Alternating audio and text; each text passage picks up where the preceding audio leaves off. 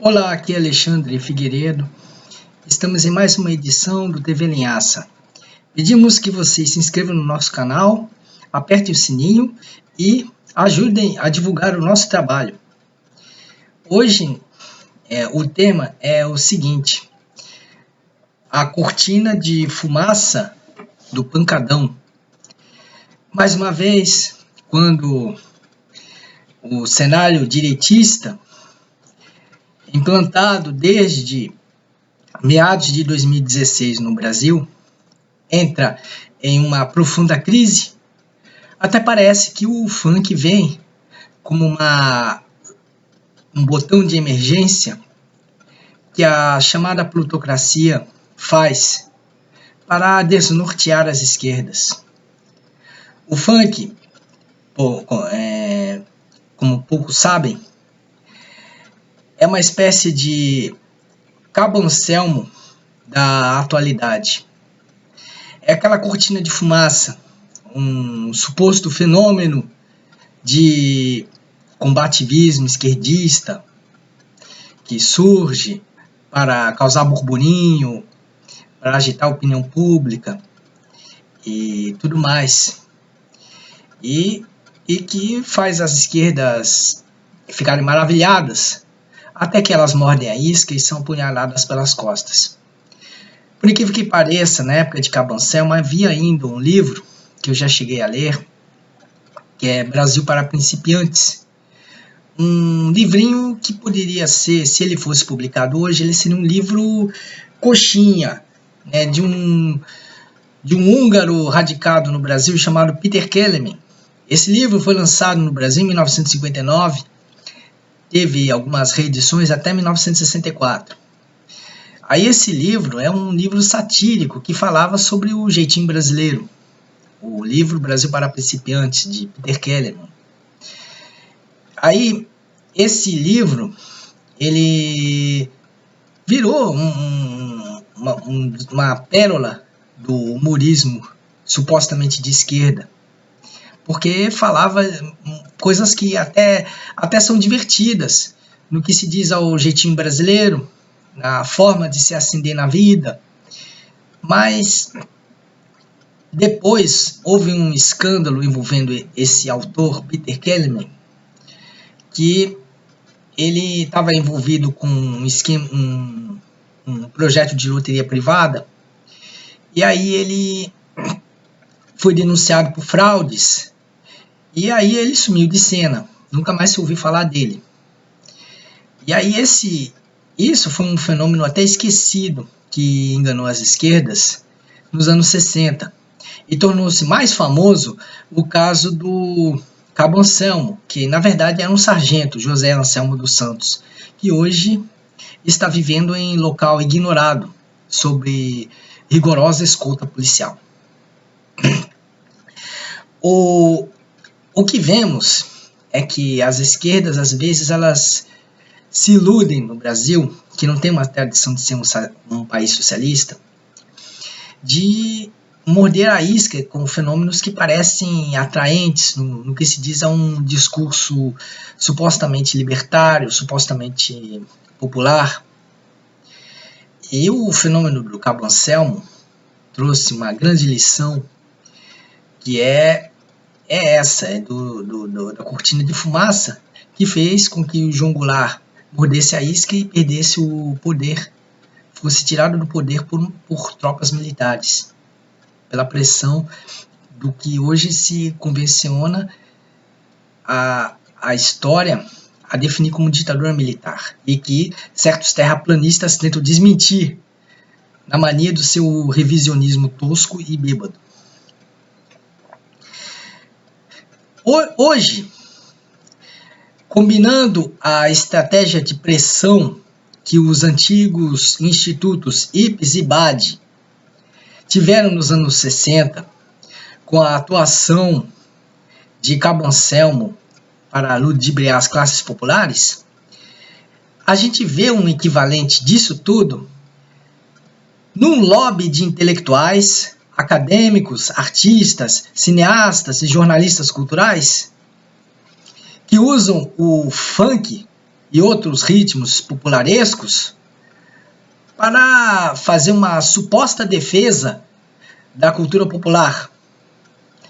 É aquele discurso do suposto combate ao preconceito que usava jargões bastante conhecidos, como culturas das periferias, expressão do povo pobre e outras falácias.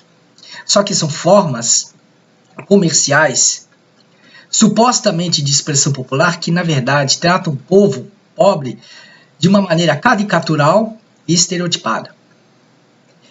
E assim, esse discurso ele sempre vem em tona, principalmente usando o funk, como um diversionismo para evitar que as esquerdas possam ir longe demais na sua indignação contra os abusos da direita. E também uma forma de proteger a direita nos momentos de profunda crise. Então, aí houve no governo Temer, já teve também a reação dos funkeiros. E recentemente, no caso de Paraisópolis, agora estão também usando o funk como uma suposta manifestação popular, mas que na verdade ela tem como objetivo evitar que o povo se manifeste em favor de Lula. As esquerdas médias deveriam perceber que um dos que mais estão promovendo o funk, usando o episódio de Paraisópolis como pretexto, é o portal Universo Online, UOL, que é do grupo Folha de São Paulo, e que, historicamente, é contrário, de maneira ferrenha, ao Partido dos Trabalhadores, embora a Folha de São Paulo não seja necessariamente bolsonarista, pelo menos no âmbito político, porque no âmbito econômico, a Folha segue, assim como a Globo, o bolsonarismo econômico do ministro Paulo Guedes. Então as esquerdas, elas mais uma vez mordem a isca.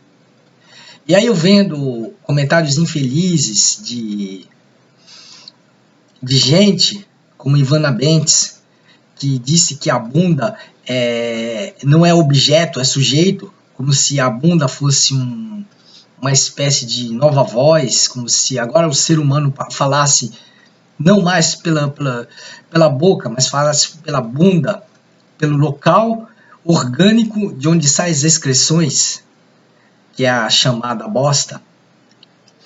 Então, fica uma coisa bastante assustadora, porque existe muita gente infiltrada nas esquerdas que fica defendendo a degradação cultural, supostamente porque é o que o povo sabe fazer. Como eu havia dito, de uma maneira infeliz, a também professora Malu Fontes, no artigo do Jornal à Tarde sobre o Arrocha.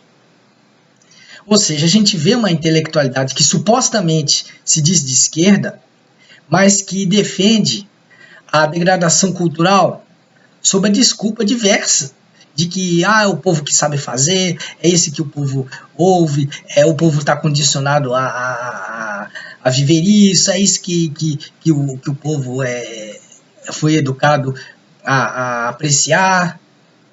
Ou seja, sempre aquelas mesmas pasmaceiras que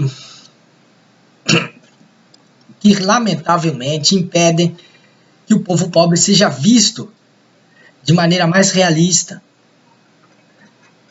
E é até gozado, porque enquanto essa intelectualidade bacana diz que a mulher é objeto, é vítima do machismo, na cultura popularesca parece que o povo pobre é cúmplice do que a mídia joga, do que a mídia despeja de lixo cultural para o povo consumir. É uma grande inversão de valores.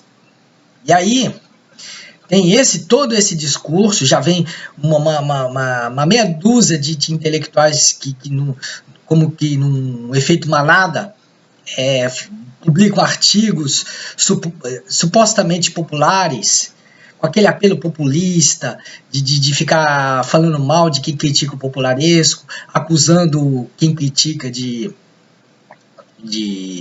elitistas, moralistas. Uma coisa bastante agressiva. E aí se vê que o que está em jogo por trás disso não é elogiar o povo pobre, dizer que o povo pobre é maravilhoso. Não. Quem defende a brigalização cultural, a degradação cultural sob o pretexto da suposta cultura das periferias, é gente que está interessada em defender interesses de elite. Os elitistas são os que elogiam o funk, são os que exaltam o funk, são os que ficam falando mal de quem se sente incomodado com o funk. O elitista tá ali feliz, dizendo que o funk que vai prevalecer. O moralista é aquele que quer que a mulher objeto não lê o livro, que fique só mostrando a bunda na TV. O moralista, a moralista também, supostas feministas que ficam falando que a mulher objeto ela é empoderada porque ela fica mostrando o corpo a toda hora, sem limite de tempo, sem limite de horário, sem limite de contexto. Essa suposta feminista que é machista, que defende o machismo, que defende a forma de transformar o corpo feminino numa mercadoria. Porque afinal, essas causas identitárias também são trabalhadas como mercadorias. E a sensualidade acaba sendo uma espécie de tirania, quando ela deixa de significar o prazer, significar a alegria de viver e passa a ser uma agressão. E às vezes até uma coisa forçada, como por exemplo forçar pessoas, mulheres gordinhas, a se sensualizarem praticamente na marra, né? Sem que elas tivessem uma sensualidade própria, uma forma de mostrar o corpo, de inspirar prazer. Tudo isso é jogado brutalmente para agredir, né? É o que eu chamo de dita branda do mau gosto, o uso da provocatividade como fim em si mesmo. E é isso que causa problemas assim, nas esquerdas, que aceitam o que essa intelectualidade de gente como Ivana Bentes, de gente como Denise Garcia, de Malu Fontes, ou mesmo o famigerado Pedro Alexandre Sanches e companhia, ilimitada, né? Então, o mal que as esquerdas fazem ao aceitar esse discurso intelectual é que elas deixam tudo a perder. Porque essa defesa da cultura popularesca, supostamente como pertence à cultura das periferias, ela tem em jogo manter o povo pobre como está, evitar a manifestação popular, sob a desculpa falaciosa de que o popularesco, de que o entretenimento popularesco já é ativismo, de que basta só provocar, caprichar no mau gosto, na cafonice, na briguice, usar a agressividade de um lado e vitimismo de outro. Aí não dá, né? Quer dizer, as esquerdas vão colocar Geisa Arruda como uma militante feminista, maior militante feminista, é fazer papel de palhaço. Lá na França tem a Simone de Beauvoir, e nós vamos ter o quê? Geisa Arruda, Valesca Popozuda, Solange Gomes?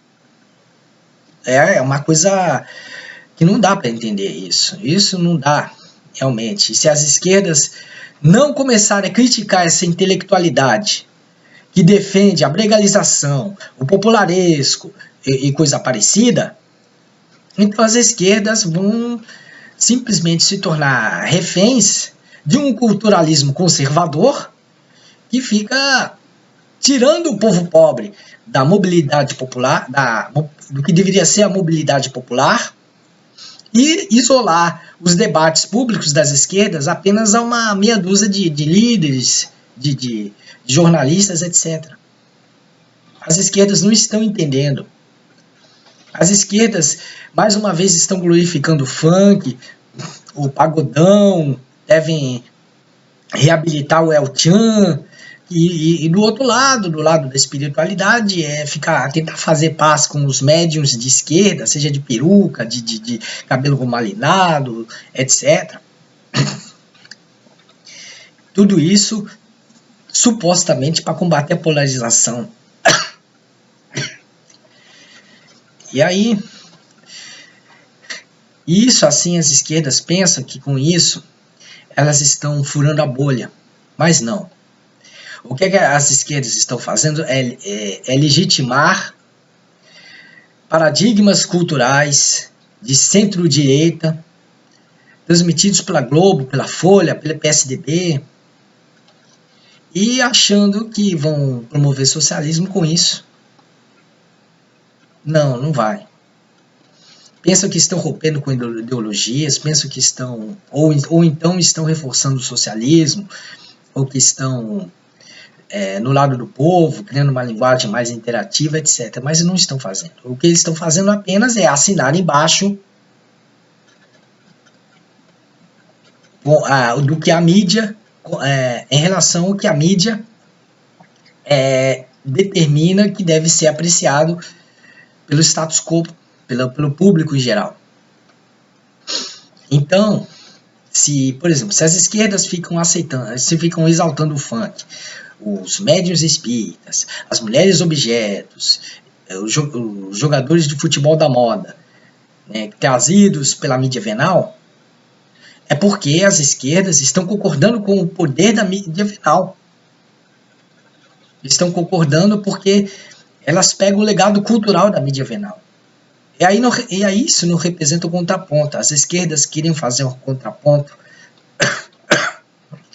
em relação à mídia venal, mas como? Como combater fake news, por exemplo, se fica aceitando um escritor fake, um falso Humberto de Campos, dizendo que o Brasil vai dominar o mundo, vai virar o coração do mundo, a pátria do evangelho. E as esquerdas nem desconfiam que esse projeto de coração do mundo e pátria do evangelho é a fusão de Estado e religião, que sempre resultou em tiranias sanguinárias, feitas sobre a máscara da fé e da fraternidade. A Idade Média representou um longo período de tantos flagelos, de tantas carnificinas nesse sentido. Então as esquerdas precisam rever os seus métodos. Elas deveriam se adaptar às redes sociais e estabelecer um senso crítico. Ao mesmo tempo que possa usar os métodos das redes sociais, da linguagem, da comunicação e do marketing ao seu favor, não devem corroborar com os paradigmas culturais que a mídia venal transmite. A ideia é representar um contraponto e não uma réplica da cultura de centro-direita. É por isso que as esquerdas perderam. Exaltaram o funk, exaltaram os médiums, exaltaram as mulheres objetos, exaltaram os craques de futebol da moda. E aí o que deu? Queda de Dilma Rousseff, ascensão de Michel Temer com o projeto neoliberal e a eleição de Jair Bolsonaro. E agora é a direita, como o Rodrigo Constantino criticando o funk, e agora os bolsonaristas arrependidos, Alexandre Frota e Joyce Hasselmann, estão se destacando mais com o senso crítico do que as esquerdas. As esquerdas tentam correr atrás, mas andam muito impotentes, andam muito frágeis e andam muito complacentes. E isso tem que acabar, porque se as esquerdas continuarem mordendo a isca, toda vez que o funk é usado como cortina de fumaça para a crise das direitas, então as esquerdas nunca vão recuperar o protagonismo que elas tiveram durante uma determinada fase.